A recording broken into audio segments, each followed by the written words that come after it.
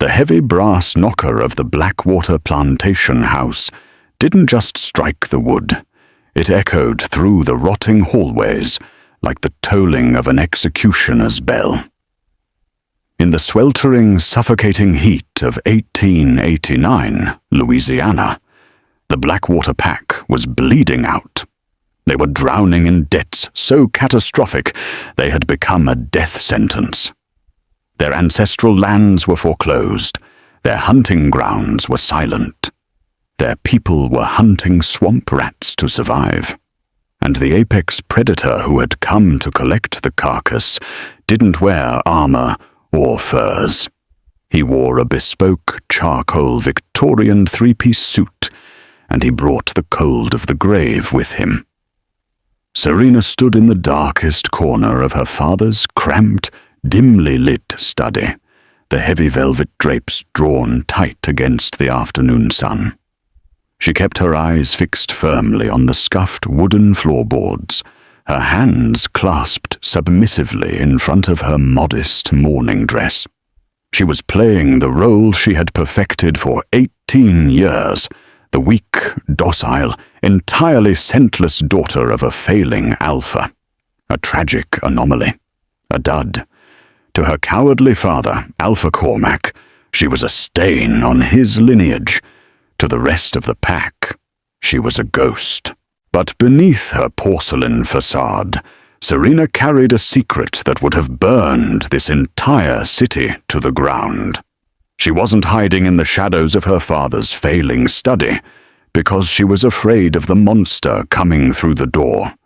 She was watching him, cataloguing him, because Alpha Gideon Cross, the Baron of the Crescent City, owned the most heavily fortified, most impenetrably guarded private estate in all of Louisiana, and Serena needed a fortress. Chapter 1. The double doors to the study were violently pushed open. The humid bayou heat vanished from the room, replaced by a freezing, unnatural chill that had no earthly source. Alpha Gideon Cross stepped inside. He was magnificently, devastatingly terrifying. Tall and broad-shouldered, draped in immaculate dark wool and black silk. A silver pocket watch gleamed against his waistcoat, ticking in the deafening silence. His dark hair was swept back from a face that could have been carved from pale granite. All hard angles, a sharp jaw dusted with shadow, and a mouth that had forgotten what a smile felt like. But it was his eyes that made grown werewolf warriors whimper. They were a piercing, glacial blue, completely devoid of mercy. He smelled of cold rain, sharp cedar, and an alpha dominance so suffocating it felt like a physical hand wrapping around the throat. He didn't spare the room a single glance. He walked directly to the center of it, placed a silver-tipped cane upon the rotting mahogany desk, and looked down at the shaking man behind it. 50,000 gold dollars, Cormac. That is what your dying pack owes my syndicate. The ledgers are 3 months overdue. You have no coin. You have no trade routes. Your men are hunting rats to survive. His voice was a low, velvet rumble that visibly rattled the glass of the hurricane lamps on the desk. Alpha Cormac swallowed hard. It was a wet, pathetic sound. Alpha Cross, please. The river flooded the crops this season. If you just give us until the autumn harvest. I am not a farmer, Cormac. I am a businessman, Gideon interrupted, his tone laced with lethal boredom. I do not deal in seasons. I deal in assets. I am absorbing the Blackwater territory. My railroad will run straight through your ancestral hunting grounds. Cormac choked on a sob, his pride shattering in real time. He fell back into his leather chair, a broken man. Gideon's icy gaze finally slid away from the weeping Alpha. Slowly, deliberately, his predatory eyes pierced the shadows of the room and locked on to the quiet girl in the corner. A shiver Serena couldn't entirely suppress ran down her spine. She kept her chin tucked, hiding her face beneath the brim of her bonnet. Inside her chest, something ancient stirred, not fear, recognition. She had studied Gideon Cross for months before her father's debt brought him to her doorstep. She knew the layout of his Garden District manor from the testimony of every former servant she could find. She knew the patrol routes of his elite guards. She knew which of his household staff were loyal and which were afraid. She had chosen him. She had engineered this, and her father didn't even know it. However, Gideon continued, his voice dropping an octave, the sound wrapping around Serena like a dark, inescapable promise. I require a political anchor to pacify the southern elders. They frown upon hostile seizures of ancient territories. So, I will absorb your debts, Cormac. I will feed your starving people, and I will take your territory as a dowry. In exchange, he paused. I am taking your daughter. Cormac didn't hesitate. He didn't argue. He didn't even look at Serena to gauge her reaction. He simply reached for his dip pen and signed the heavy parchment ledger with a trembling hand. He sold his only daughter to the most feared man in the South to save his own pathetic skin. And Serena let him, because it was exactly what she'd planned. Gideon turned his full attention to Serena. He crossed the distance between them in 3 long, silent strides. The sheer force of his alpha aura was staggering, a crushing, invisible weight designed to force weaker wolves straight to their knees. Serena let her shoulders slump. She played the fragile victim, forcing her breathing to turn shallow and panicked. But beneath the porcelain mask, her ancient power looked at the great Alpha's aura and simply laughed. Gideon reached out. A single black-gloved finger lifted her chin, forcing her face up into the light. His touch was burning cold, and in the split second that their eyes met, his glacial, hers carefully soft and frightened, something flickered deep in his expression. Something he immediately, ruthlessly extinguished. Pack a single trunk, Serena. My carriage leaves for the Garden District in 1 hour. Do not keep me waiting. She didn't. Chapter 2. The carriage ride into the heart of New Orleans was a silent, suffocating affair. Gideon sat opposite Serena in the plush velvet-lined carriage, reading a leather-bound financial ledger by the dim light of a passing street lamp. He didn't look up once. He treated her not as a bride, but as a newly acquired deed of land. Serena spent the journey studying him in return. She watched the precise, controlled way his gloved hand moved across the ledger page. She noticed that he turned each page at perfectly equal intervals. Not because he was reading quickly, but because he didn't want her to know his pace. He was aware of her watching, and he was performing indifference with the same practiced skill she performed fragility.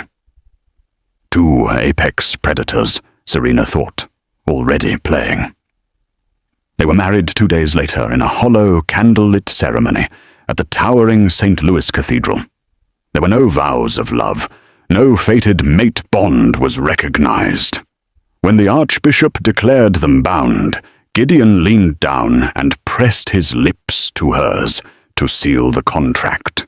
His kiss was firm, cold, and entirely devoid of affection to the high society wolves of the Crescent City. The wealthy aristocrats glaring from the cathedral pews, Serena was just a tragic, scentless trophy. A political pawn dressed in heavy, restrictive Victorian silk, She could hear their whispered sneers as she walked the aisle. A wolfless bride, a broken toy, a baron with a dud for a baroness. Serena listened to every single insult and filed them away like debts to be collected later. Gideon's home in the Garden District was exactly as Serena had researched. A fortress of unimaginable wealth hidden behind 10-foot wrought-iron gates, the grounds shadowed by ancient weeping oaks dripping with thick Spanish moss. Inside, it was a gilded cage of imported mahogany, gaslight chandeliers, and deafening, lonely silence. They slept in separate wings. Gideon spent his days ruthlessly expanding his shipping empire from his downtown offices. Serena spent her days perfecting the art of being invisible. She spoke only when spoken to. She kept her eyes downcast around his terrifying estate guards. And at night, when the massive grandfather clocks chimed 12 and the estate fell still, the real Serena emerged. What Alpha Gideon Cross didn't know, what her cowardly father had never realized, was that Serena's wolf wasn't missing. It was suppressed, buried beneath a magical seal so ancient and heavy it predated the first werewolf conclaves. Serena wasn't just a scentless omega. She was the last spirit walker, heir to a bloodline hunted to near extinction by the dark covens of the world. She possessed the power to command the dead, to wield the ethereal blue fire of the underworld, and to bend the very veil of mortality to her will. Her father, Alpha Cormac, had suppressed her magic when she was a child. Not out of cruelty alone, but out of a desperate, cowardly terror. The cabal of necromancers who had murdered her mother were still hunting for the last spirit walker bloodline. A scentless, powerless omega was invisible to them. A god walking in human skin was not. And so, Serena had grown up behind a mask. She had learned to be patient. She had learned to watch. She had learned that the most dangerous weapon in any room was the one nobody thought to fear. Her real life began at midnight. When the clocks chimed 12, Serena would slip from her heavy silk nightgown. Dressed in a simple white cotton shift, she would walk barefoot down the sweeping staircase, past the locked doors, and out into the estate's private courtyard cemetery. The cemetery was a labyrinth of above-ground stone tombs, ornate mausoleums, and weeping angel statues, all bathed in the pale, eerie light of the Louisiana moon. Here, surrounded by the dead, she didn't have to hide. She would press her bare palms against the cold, cracked marble of the oldest crypts. A brilliant, ethereal silver-blue light would bleed from her veins. The heavy New Orleans fog would swirl rapidly around her ankles. The whispers of the dead would rise from the earth to greet her. Spectral figures, the ghosts of the Crescent City's forgotten wolves and witches, would materialize in the mist. They didn't attack her. They didn't test her. They bowed. The spirits recognized their queen. For 1 hour every night, Serena wasn't a barren omega sold to settle a debt. She was a god in training, slowly, deliberately coaxing her sealed power back towards the surface. She was almost ready. She just needed a little more time. Chapter 3. But playing a game of shadows with an apex predator is a dangerous gamble. Gideon Cross was not a fool. By the beginning of their second month of marriage, the cold indifference he had shown his new bride began to morph into something entirely different. Suspicion and something else, something darker and more inconvenient. Fascination. He began to notice the small, impossible things. The imported orchids in Serena's parlor, which had been wilting in the humid heat, bloomed with violent, unnatural vibrance the moment her fingers brushed their petals. The feral street hounds of the French Quarter, which barked and snapped at every passerby, lowered their bellies to the cobblestones and whimpered when she walked past. And her eyes, which she kept so carefully downcast, sometimes flashed with a brilliant, luminescent silver in the dim gaslight when she thought no one was watching. He was always watching.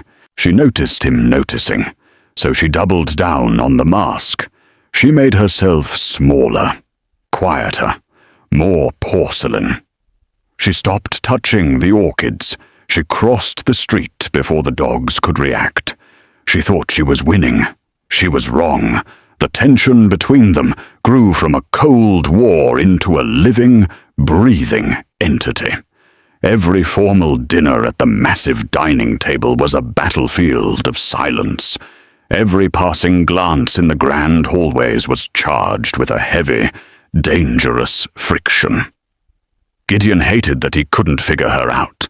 Serena hated how her heart raced in her chest every time his deep, timbered voice echoed through the manor. She had planned for his indifference. She had prepared for his cruelty. She had not, in any version of her careful calculations, prepared for the way he sometimes paused in the doorway of whichever room she occupied, silent, unmoving, watching her with an expression she couldn't entirely read, before turning away without a word. It unsettled her far more than his dominance did. The breaking point came on a Tuesday evening in late August. A massive Louisiana thunderstorm had rolled in from the Gulf.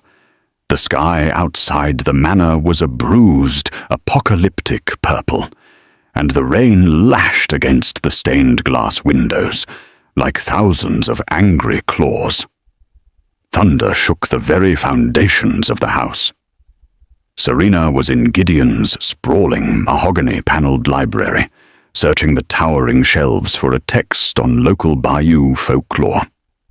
She needed a specific passage, one that cross-referenced the old Creole death rites with the ceremonial language of the Cabal, and she had been careful to time her visit to the library for an evening when Gideon always attended his downtown club. He hadn't gone to his club tonight. She didn't hear the heavy oak door open over the crash of the storm. She didn't hear him approach. Gideon moved with the terrifying, silent grace of a shadow. She was stretched onto her tiptoes, fingers closing around the spine of a heavy leather tome, when a large, impossibly warm hand clamped over hers against the book. Serena gasped. She spun around. Her back hit the towering bookshelf. Gideon was standing mere inches from her.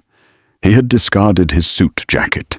His white dress shirt was unbuttoned at the collar, revealing the corded, tanned muscles of his chest. His dark hair was slightly damp from the rain. His glacial blue eyes were entirely stormy, locked onto hers with a devastating intensity that had nothing to do with anger. "Folklore, Serena? Are you looking for ghost stories?" He took a slow step forward. She instinctively pressed herself flat against the books. "I am merely reading, Alpha Cross. Please, let me pass." He didn't move an inch. Instead, he leaned in closer. The intoxicating scent of rain, cedar, and raw masculine power wrapped around her senses. "You are a magnificent liar, little wife." The air in the library suddenly grew incredibly heavy. She felt his alpha aura gathering. Not the casual dominance he wore like a coat, but a deliberate, concentrated wave of power meant to force any subordinate wolf to their knees. The sheer atmospheric pressure of it cracked the glass of a crystal brandy decanter on the table beside them. A normal, scentless Omega would have collapsed, weeping, gasping for air. Broken. Serena didn't blink. She felt his power slam into her ancient, dormant magic. And her magic simply rose up like a wall of titanium and absorbed it without leaving a mark. She didn't tremble. She didn't break eye contact. She stood there, her chin raised, staring defiantly into the eyes of the most feared man in the South. Completely, utterly, unaffected. Gideon's breath hitched, his pupils blew wide, swallowing the icy blue of his irises.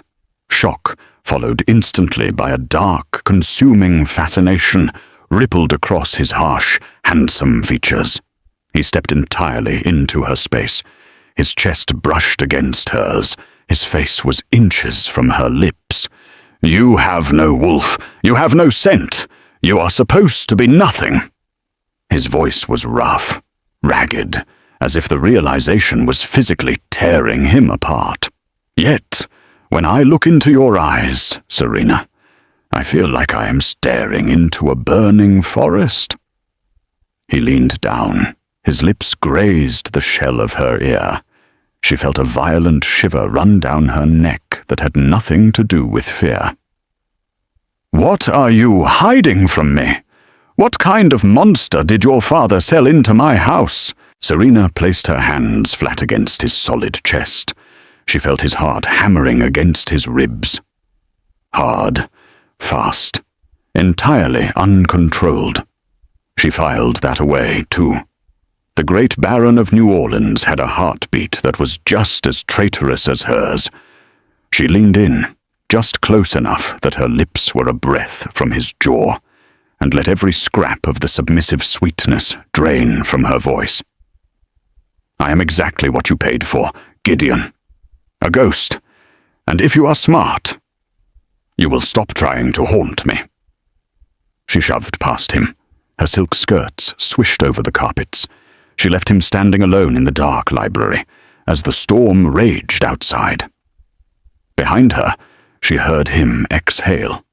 A long, slow, controlled breath, like a man pulling himself back from the edge of something. Serena climbed the grand staircase, with her hands trembling uncontrollably, her magic humming riot beneath her skin.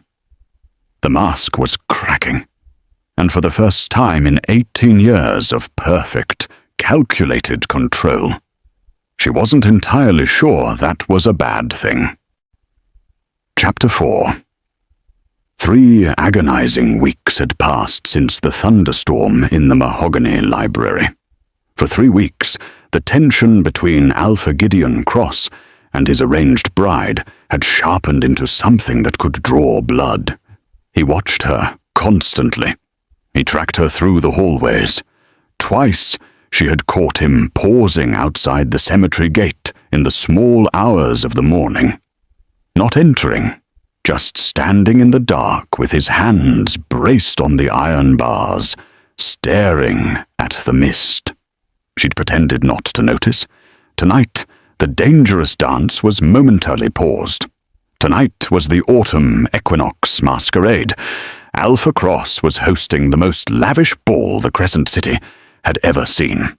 A ruthless, calculated display of wealth and political dominance meant to crush the spirits of the rival Bayou Alphas who still challenged his empire. The manor's grand ballroom had been transformed into a gilded, macabre wonderland. Thousands of beeswax candles flickered from massive tiered chandeliers, casting long, dancing shadows against imported silk wallpaper.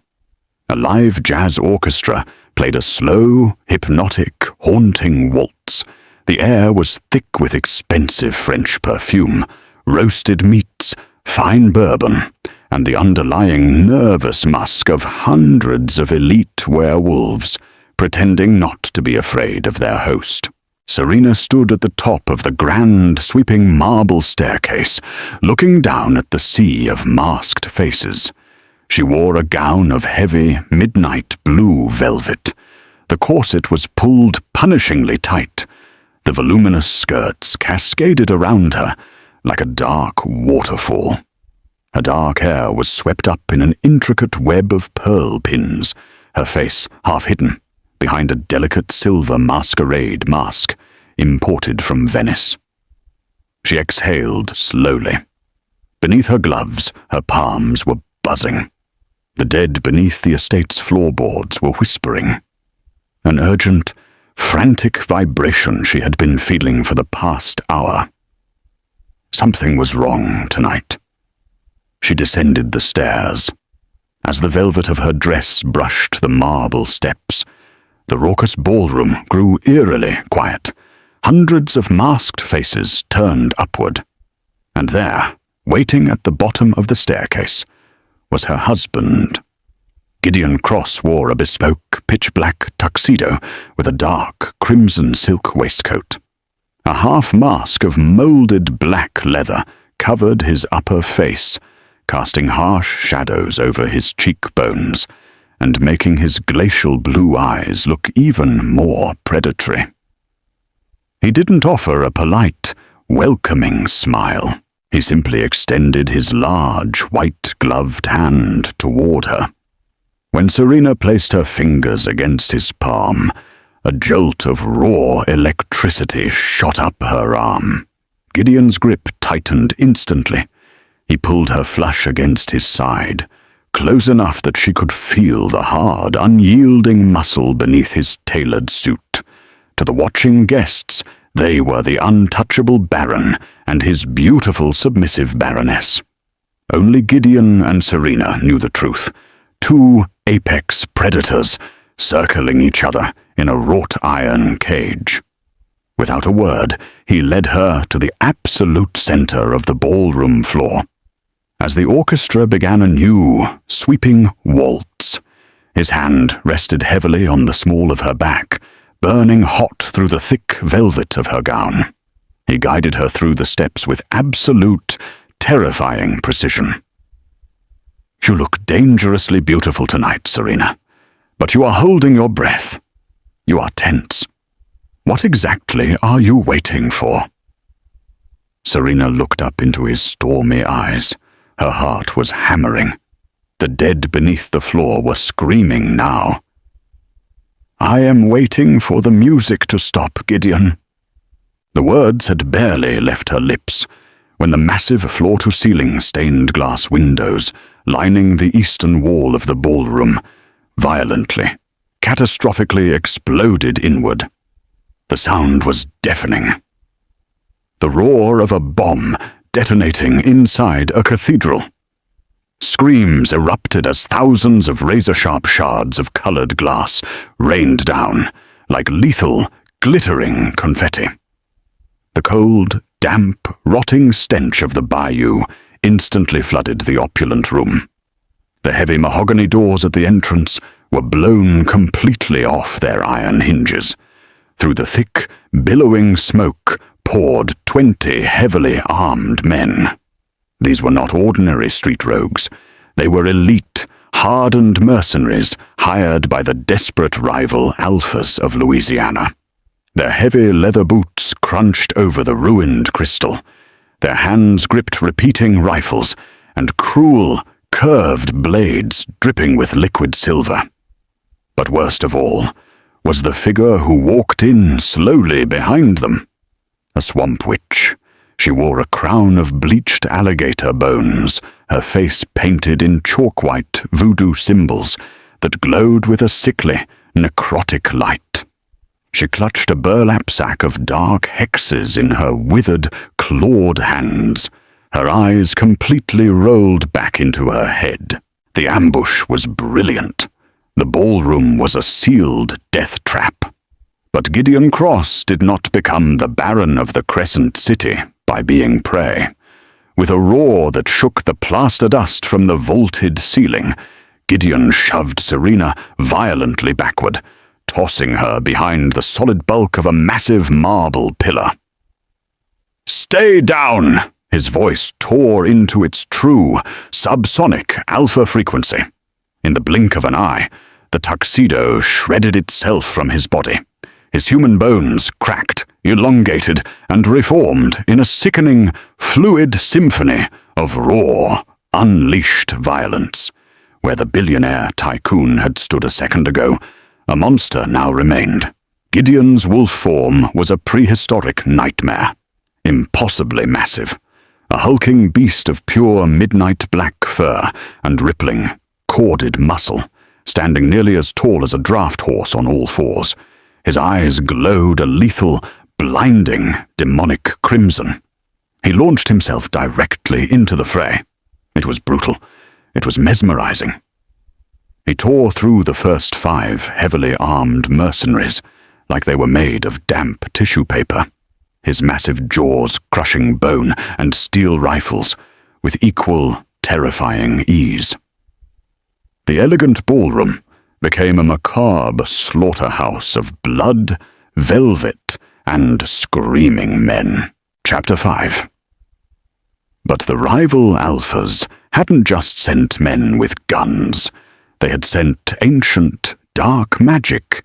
Seeing the Black Wolf decimating her guards, the Swamp Witch raised her glowing hands.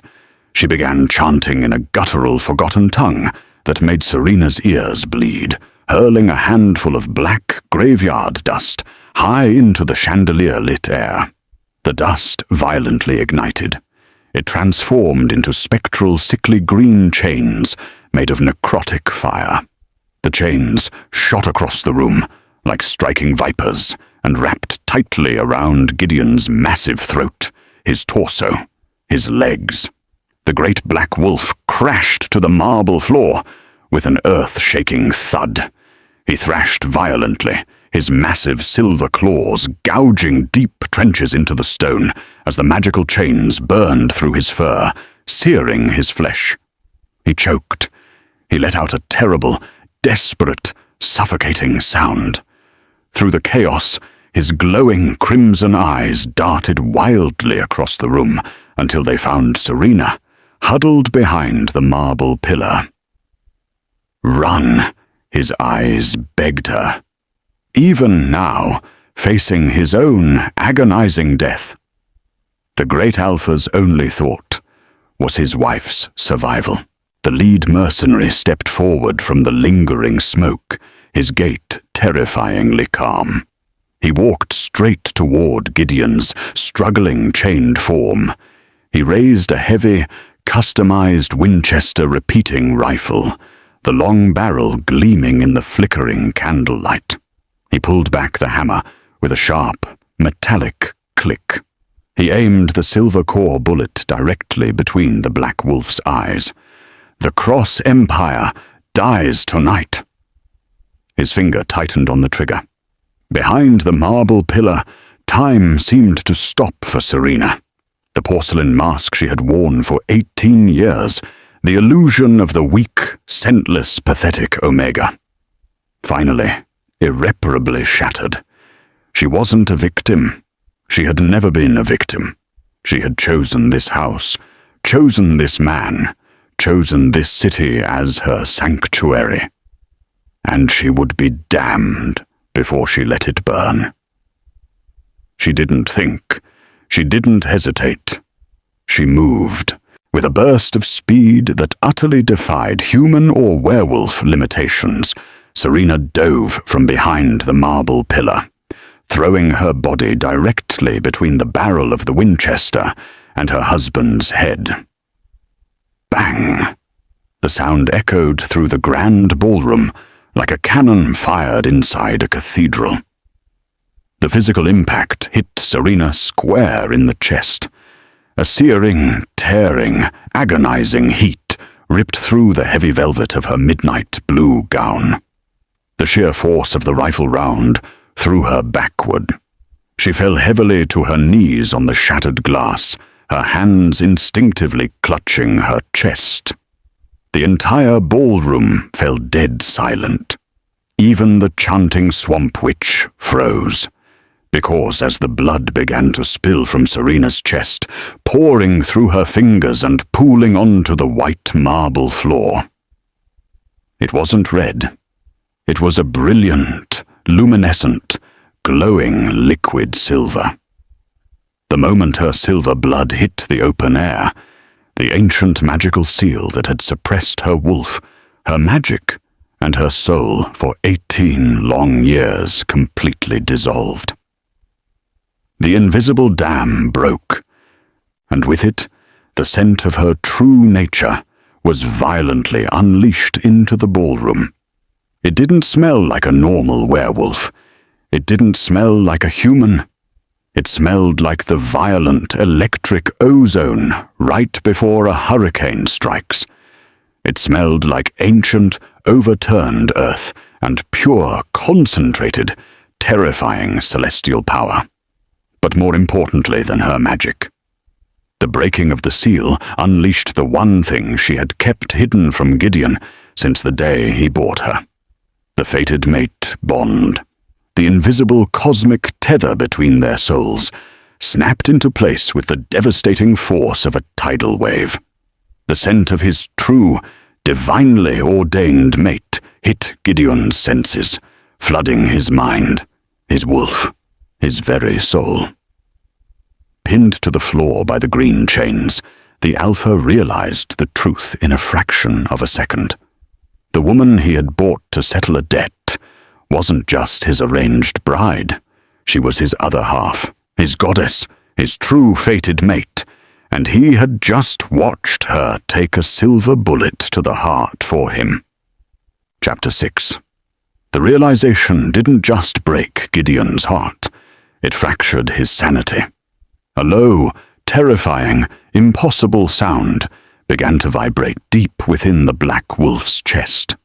It was so deep and guttural, it made the surviving mercenaries drop their weapons in sheer, instinctual terror. It was the sound of an Alpha Prime plunging into absolute, uncontrollable, apocalyptic blood rage. The sickly green magical chains didn't stand a chance. Gideon roared. The sound shattered the remaining crystal chandeliers. The necrotic chains exploded into a million pieces of harmless green light, entirely obliterated by his sheer, protective fury. Gideon shifted back into his human form in an instant, uncaring of his nakedness or the blood coating his skin. His eyes burned with an unnatural glowing red fire. He didn't look like a billionaire tycoon anymore. He looked like the god of war made flesh. He didn't shout the words. He weaponized them.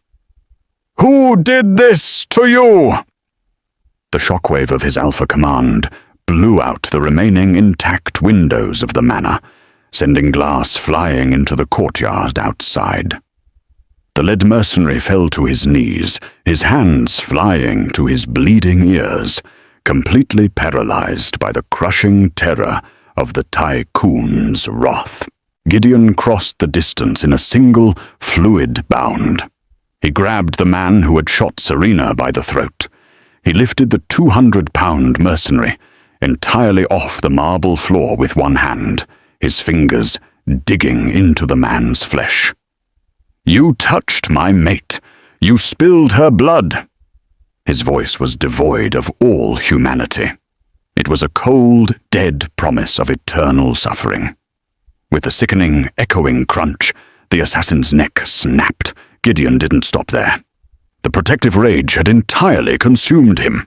He became a blur of absolute, unhinged violence, tearing through the remaining armed men with his bare hands. He broke their limbs. He crushed their chests. He was driven by a maddening, primal need to eradicate anything in the room that had dared to threaten his queen. Seeing her mercenaries slaughtered like cattle, the swamp witch turned and sprinted toward the broken mahogany doors, desperate to escape into the foggy bayou night. But Serena wasn't done. She looked down at the hole in her chest. The silver bullet had already been pushed from her flesh by a glowing, ethereal blue fire. Her spirit walker healing, ancient and autonomous.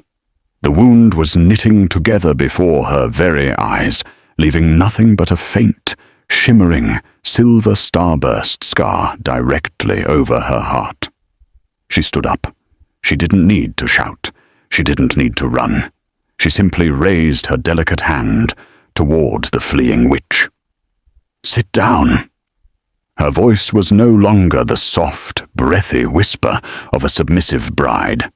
It echoed with the crushing, overlapping chorus of 1,000 dead queens. The temperature in the ballroom plummeted far below freezing. Frost crept rapidly across the blood-soaked marble floor, glittering in the candlelight. The ground directly beneath the witch's feet violently tore open.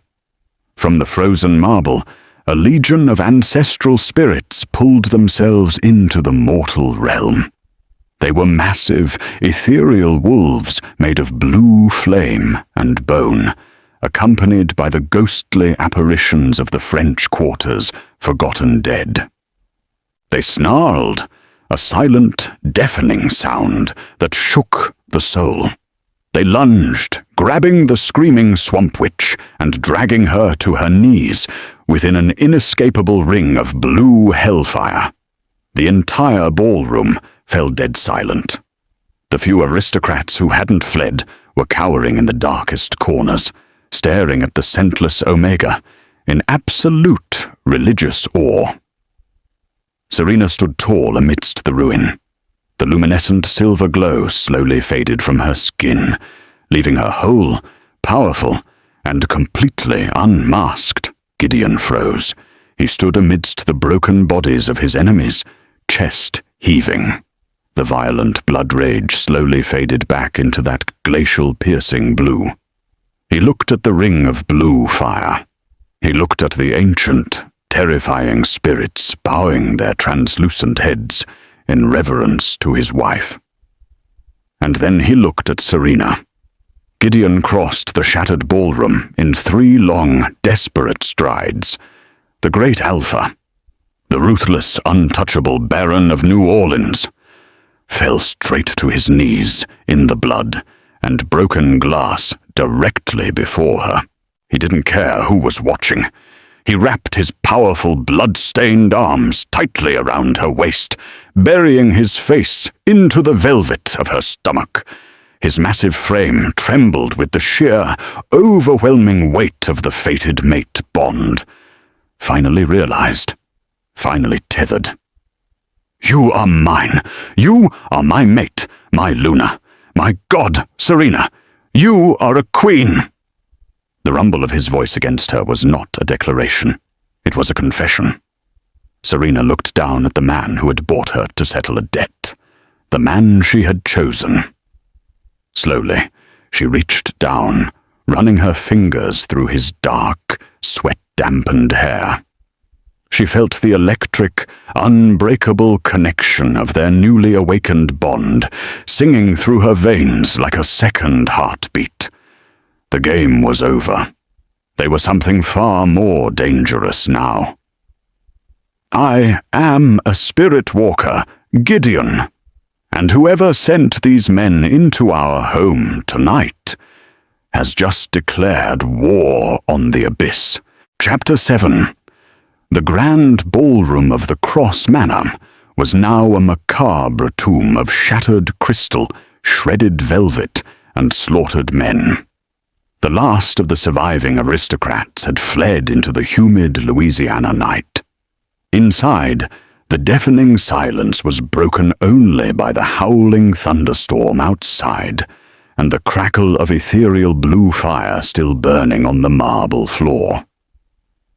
Gideon carried Serena out of the ruin. He bypassed the long, shadowed corridor that led to the guest wing, where she had slept for the past 2 months. He carried her straight to the heavy mahogany doors of his own master suite, kicked them open, and set her down gently on the edge of the massive 4-poster bed. He knelt before her. His large, calloused hands trembled slightly as he reached out to touch the torn fabric over her heart. Beneath the ruined velvet, her pale skin was perfectly smooth. The Spirit Walker fire had healed the wound completely, leaving nothing but that faint, shimmering silver starburst scar. Gideon traced the scar with his thumb. His breath hitched painfully in his throat. When he finally spoke, the words came out rough and halting. The voice of a man unaccustomed to honesty. "I bought you to own your father's land. I thought you were a broken, scentless Omega. I was a blind, arrogant fool. I treated my queen like a political pawn." He looked up into her eyes. His expression burned with a fierceness that bordered on madness. "I will burn my entire shipping empire to the ground if you ask me to, Serena. I will slaughter every alpha from New Orleans to the Atlantic coast. Just tell me what you need. Tell me how to worship you." Serena looked at him for a long moment. The man who had terrified a continent was kneeling in his own master suite, bleeding, barefoot, his voice cracking at the edges. She thought about telling him the truth, all of it, that she had chosen him, that the marriage hadn't been her father's doing nearly as much as her own, that she had spent months studying his manor as a sanctuary before Cormac's debt made it possible. She decided that particular truth could wait until he'd earned it. "I don't want you to burn your empire, Gideon. I want you to use it. But first, I need you to give me the bullet." He frowned. The protective wolf inside him bristled visibly at the mere mention of the weapon. But he reached into the pocket of his shredded tuxedo trousers and pulled out the mangled, flattened piece of lead, already extracted from the floor by his bare claws, and placed it carefully into her open palm. It was heavy, and it was unnaturally cold. Serena closed her eyes and let her spirit walker sight take over. Chapter 8. To Serena's spirit walker sight, the physical room instantly faded away. The warmth of the fire, the velvet of the bed, the scent of the rain. All of it vanished, replaced by the swirling, luminescent currents of the magical world. She looked down at the bullet in her palm. Through the lens of her ancient magic, it wasn't just lead and liquid silver. Woven intricately into the molecular structure of the metal were glowing veins of pitch-black, rotting ash. It reeked of sulfur, century-old decay, and a dark, necrotic magic that made her soul recoil in horror. Her breath caught sharply. She snapped her eyes open. A cold, heavy dread settled deep in her stomach. A chill far colder than any New Orleans winter. "What is it?" Gideon demanded instantly, his muscles tensing like coiled steel. Through the mate bond, he felt the sudden spike of terror radiating from her chest. "Serena, tell me. This bullet wasn't forged by the rival Bayou Alphas. They are just werewolves. They don't have the magic or the knowledge for this. This silver is laced with necrotic ash. It was forged in the Deadlands." She stood. She walked toward the dark, rain-streaked window, looking out over the fog-drenched courtyard cemetery, below where her spectral subjects still roamed in the mist. Before the werewolf conclaves ruled this continent, my kind, the spirit walkers, maintained the delicate balance between the living and the dead. We were the guardians of the veil, but we were hunted to near extinction by a cabal of dark necromancers, sorcerers who wanted to weaponize the dead, turn the afterlife into an army. She turned back to face him. My father didn't suppress my magic simply because he was ashamed of me. He suppressed it to hide me from them. The cabal believes the Spirit Walker bloodline is entirely wiped out. She held up this piece of lead. But this bullet tells me otherwise. The rival Alphas who attacked us tonight didn't just hire mortal mercenaries, Gideon. They made a desperate deal with the cabal. They traded their souls to the Shadow Baron. the Lord of the Deadlands. To acquire a weapon capable of killing an Alpha Prime like you. They were trying to destroy you. They had no idea what I was. No idea what they were actually unleashing. She set the bullet down on the windowsill. When my silver blood spilled on the ballroom floor, it didn't just awaken our fated bond. The sheer force of my magic tore the veil. The scent of a living, breathing spirit walker has just been broadcast directly into the Deadlands. The Cabal knows I am alive, and they will come for me. The horrifying realization hung thick in the humid air of the bedroom. They were no longer fighting a petty corporate war over railroad routes and pack territories. By trying to assassinate Gideon, the rival Alphas had unwittingly invited gods and monsters into the Crescent City. Most men, even the strongest Alphas, would have felt fear at the prospect of fighting an immortal army of necromancers. Gideon Cross was not most men. He didn't flinch. He stood up to his full imposing height. He crossed the bedroom, reached out, and took the cursed necrotic bullet. Without a second thought, he tossed it carelessly into the roaring fireplace, and watched it melt into the flames. "Let them come!" He wrapped his massive arms around her, pulling her back flush against his bare chest. He buried his face in the crook of her neck, pressing a hard, fiercely possessive kiss directly over her pulse point. "I don't care if they are rival Alphas, swamp witches, or the immortal lords of the underworld themselves. This is my city. You are my fated mate. You are my wife. And anyone who steps out of the shadows to touch you will be dragged back into the dark in pieces." The absolute, unshakable confidence of her Billionaire Alpha chased away the lingering cold of the Deadlands. Serena leaned back into his solid warmth. She felt the unbreakable bond tethering their souls together. Not as a chain, but as a foundation. The swamp witch from the ballroom. My spirit wolves dragged her into the courtyard dungeons. She is the direct link between the rival Alphas and the Cabal. If we are going to fight a magical war, my love, we need to know exactly what she traded. Gideon's smile was cruel, sharp, and perfectly predatory. "Then let us go speak to our guest, my queen. I believe it is time we showed the Crescent City exactly what happens when they force an Alpha and a Spirit Walker to share a throne.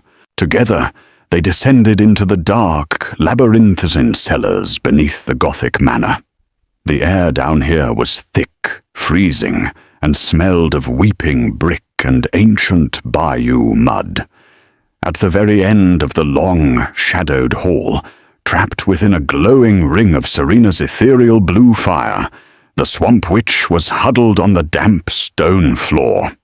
She was shivering violently, her tattered robes soaked through, her chalk-white voodoo paint smeared with sweat and soot. As Serena and Gideon approached, the witch looked up. Her eyes, once filled with arrogant malice, were now wide with a terror that bordered on madness. She looked at Gideon, the blood-soaked Alpha, then at Serena, the glowing goddess of the dead. Slowly the witch began to laugh. It was a wet, broken, hysterical sound. "You think you have won?" The witch wheezed, pointing a crooked, trembling finger directly at Serena. "The wealthy Alpha and his ghost bride. But the veil is torn, little queen. The Shadow Baron smelled your silver blood on the wind. The ancient debt is called." Serena stepped forward and placed her hands on the iron bars of the cell. At her silent command, the ring of blue fire surrounding the witch flared violently higher. The witch shrieked as the heatless flame licked at her robes. "Who gave the rival Alphas access to the Cabal?" Serena said, Her voice carried the quiet, echoing resonance of the ancestors. Not a shout, a verdict. "Name them."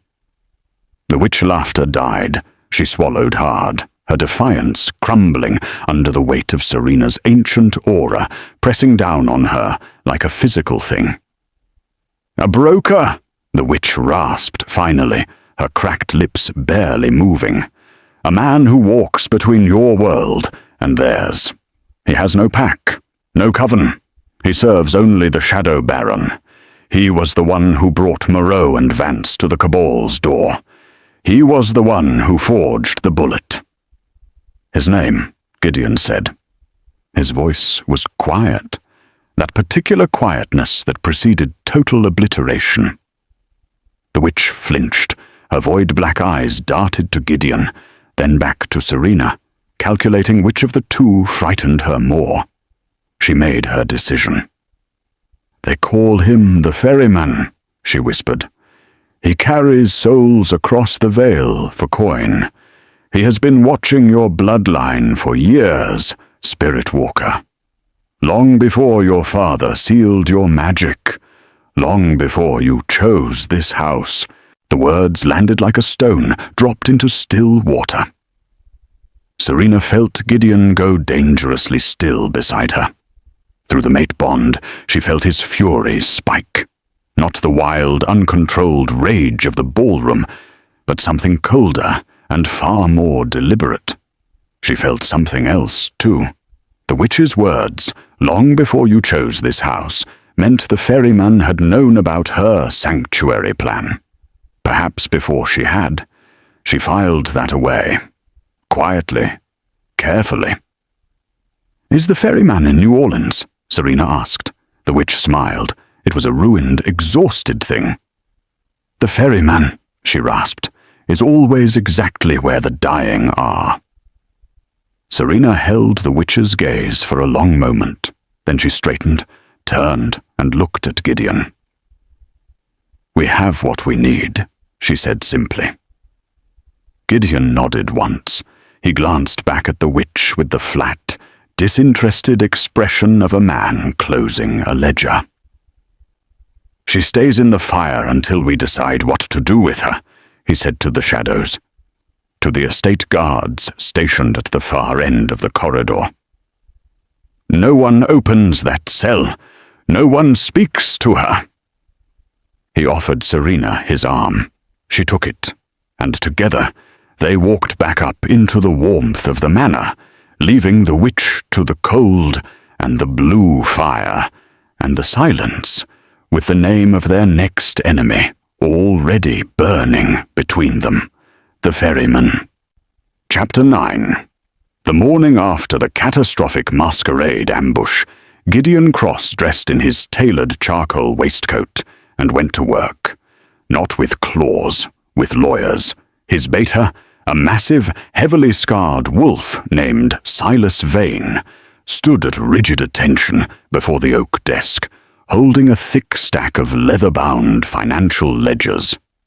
The three rival alphas, Moreau of the Red Bayou, Vance of the Ironwood Pack, and Laveau of the Mudtooth clan, had barricaded themselves inside their plantation estates. They were expecting a physical raid before nightfall. A physical raid? No. Bloodshed is entirely too quick for men who tried to put a necrotic silver bullet into my mate's chest. I want them starved. I want them publicly humiliated. I want them completely broken before they even have the privilege of seeing my face. By high noon, Gideon's syndicates had purchased the hidden debts of the Ironwood Pack. When Alpha Vance couldn't produce the gold to pay the suddenly called-in loans, Gideon's lawyers legally foreclosed on his ancestral lumber mills. By 3 o'clock, Gideon's iron-hulled steamships had formed an impenetrable blockade at the mouth of the Red Bayou, cutting off Alpha Moreau's lucrative smuggling routes entirely.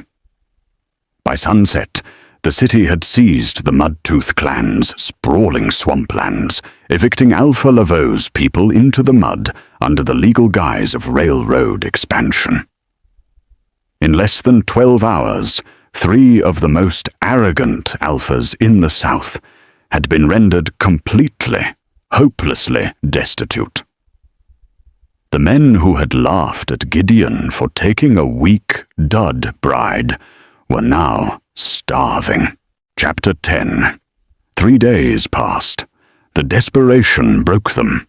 Stripped of their wealth, evicted from their ancestral lands, and facing violent mutiny from their own starving pack members, the 3 rival Alphas gathered the last of their loyal enforcers, 50 desperate wolves, and marched on the Garden District in the dead of night.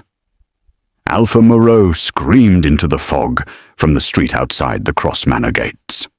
"Cross, come out and face us like a true wolf! You stole our lands from behind a desk like a human coward. Face us!"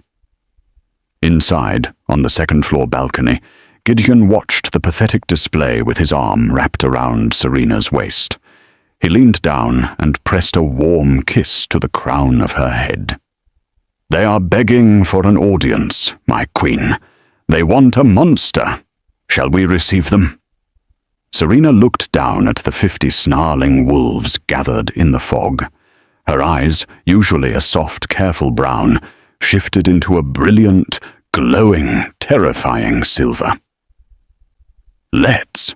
She did not wear a submissive silk gown tonight. She wore a high-collared, heavy Victorian morning dress of pitch-black velvet. A thick lace veil was pinned back from her face, revealing her glowing, celestial eyes. It was the traditional dress of a grieving widow. She wasn't mourning her own husband. She was mourning theirs. The heavy iron gates groaned loudly and swung inward on their own. Pushed by an invisible, chilling wind, the rival wolves bared their teeth, expecting Gideon's elite guards to pour out of the courtyard.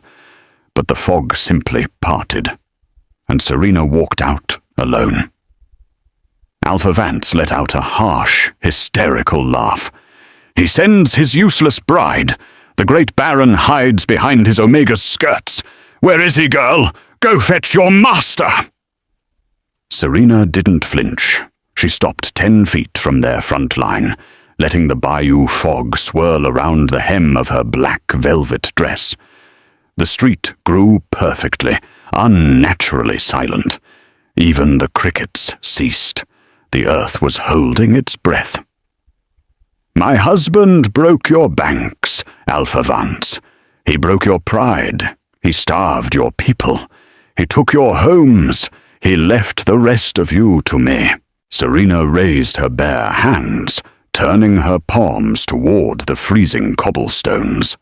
The temperature in the Garden District plummeted from sweltering humidity to sub-zero in a fraction of a second.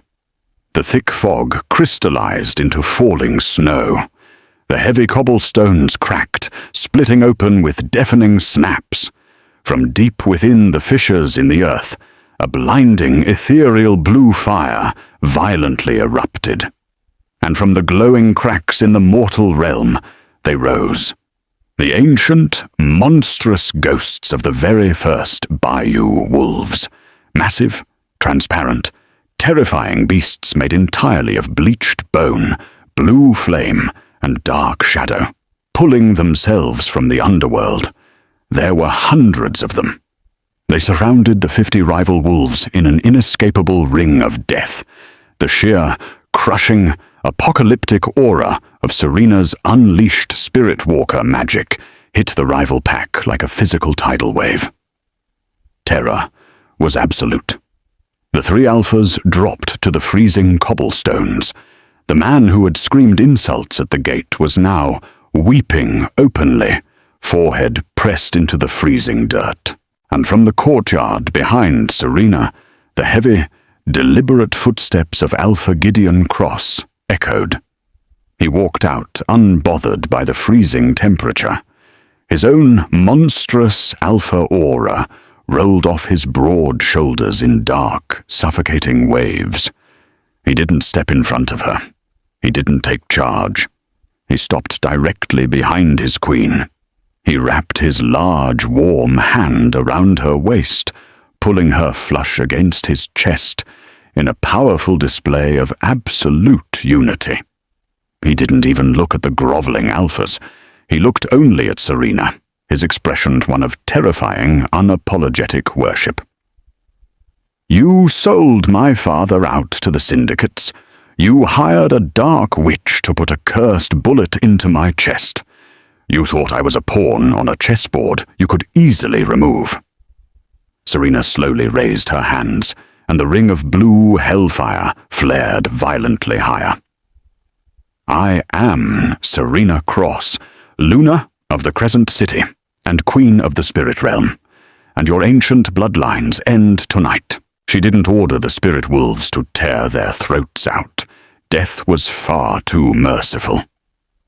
Strip them of their wolves, sever their sacred connections to the moon. Let them live the rest of their pathetic, mortal lives as the weak, human omegas they truly are. The ghostly beasts lunged. The spectral wolves passed straight through the physical bodies of the rival enforcers. The three alphas collapsed, their spines arching in unimaginable agony as their werewolf essence, their strength, their speed, their very souls, was violently ripped from their veins and banished forever into the underworld. In less than a minute, the severing was complete. The great, terrible enemies of the Cross Empire were nothing more than broken, shivering, entirely human men lying helplessly in the Louisiana cobblestones. They had lost their money, their lands, and now their very nature. The revenge was absolute. Gideon leaned down, pressing a hard, intensely possessive kiss to the side of Serena's neck. His sharp fangs grazed her collarbone. "Magnificent, my beautiful, deadly queen." Chapter 11. With their mortal enemies defeated, the corporate and pack wars were finally, undeniably won. Gideon kept his arm tight around Serena as they turned their backs on the weeping human men, walking slowly back toward their impenetrable fortress. The massive iron gates began to swing shut behind them. And then Serena's blue fire flickered. The flames turned pitch black. The air grew so profoundly cold that the water in the nearby courtyard fountain instantly froze solid, cracking the stone basin. A slow, echoing, sarcastic clap sounded from the thickest, darkest part of the bayou fog. Gideon froze. His wolf instincts violently flared. He pushed Serena behind his broad shoulders, a low, completely feral growl tearing from his chest. The fog parted slowly. A lone figure stepped onto the frozen cobblestones. He stepped casually over the weeping body of Alpha Vance, as if the man were a loose cobblestone. The stranger didn't smell like a werewolf. He didn't smell like a human. He smelled like century-old graveyard dirt, rotting ozone, and the crushing weight of the abyss. He wore a tattered, dust-covered Victorian top hat and a long trench coat that seemed to be stitched entirely out of writhing shadows. His eyes were completely solid black. No whites, no irises. It was like looking directly into the void of the universe. He looked at the broken human men, entirely unimpressed. Then his void-like eyes lifted and locked directly onto Serena. "Bravo, little queen. You survived the petty squabbles of the mortals. You played your little game of revenge." He took a step closer, the shadows clinging to his boots like something alive.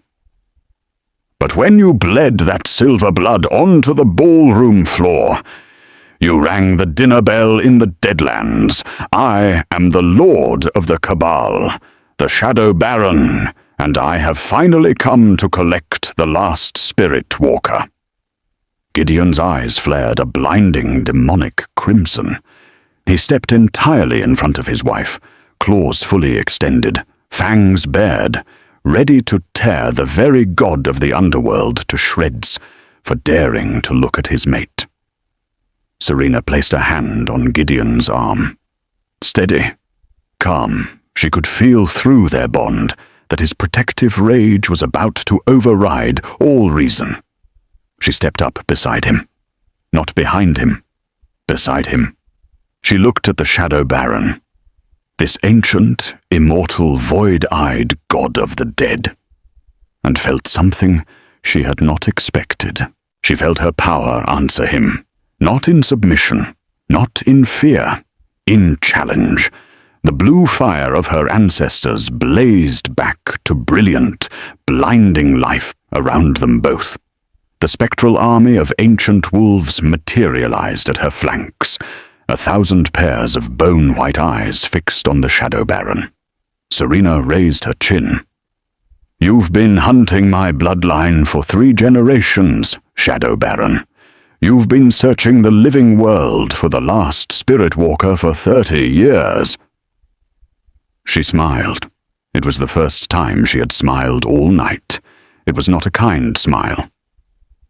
"You found her, and she is standing inside the most heavily fortified Pack estate in the American South, bonded to an Alpha Prime, with an army of the dead at her back." She let that settle for a moment. "So I suggest you tell me what you actually want, because if it was simply my death, you would have sent something stronger than a swamp witch and 50 mercenaries." The Shadow Baron stared at her for a long, terrible moment, and then slowly, the edge of his too sharp mouth curved. "She is exactly as the prophecy described," he rasped almost to himself. He tilted his tattered hat. "The Cabal does not want your death, little queen. We want your allegiance. The veil is not merely torn tonight. It has been rotting for decades. The dead are rising without being summoned. The ancient contracts between the living and the dead are collapsing. We need the last spirit walker to restore what was broken." A beat. "Or everything on both sides of the veil dies, starting with this city." Gideon's growl was barely restrained beside her. Through the bond, Serena felt his fury, and beneath it, the iron-hard determination of a man who had built an empire from nothing and refused to lose a single inch of it. She squeezed his arm once, then looked back at the Shadow Baron. "Then you will come to the front door like a civilized god. You will sit across from me at my table, and you will answer every question I have before I answer a single one of yours." She stepped forward, the blue fire swirling at her feet. "The spirit walkers are not hiding anymore. We are not prey, and we are not your weapon." She met the void-black eyes without flinching. "We are the terms of the agreement, and the terms are ours to set." The petty mortal rivalries of New Orleans were over. The true, ancient, cosmic war had not just arrived at their doorstep. It had just been told to wait. Epilogue. And so, beneath the bruised, fog-drenched skies of New Orleans, a new order was born.